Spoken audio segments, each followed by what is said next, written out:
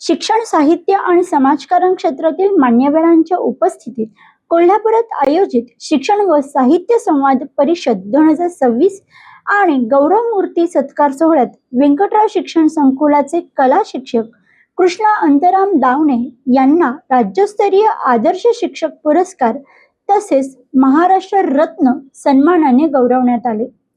Gangadhar newspaper आणि महाराष्ट्र रत्न सन्मान 2026 यांच्या संयुक्त विद्यमाने झालेल्या या सोहळ्यात शिक्षण क्षेत्रातील उल्लेखनीय कार्याची दखल घेत दावणे यांचा सन्मान करण्यात आला. चित्रकला, अक्षरलेखन, रांगोळी, फलकचित्र रेखाटन आणि सामाजिक कार्याच्या माध्यमातून त्यांनी गेली 25 वर्ष विद्यार्थ्यांमध्ये कला विषयक जाणीव निर्माण केली आहे.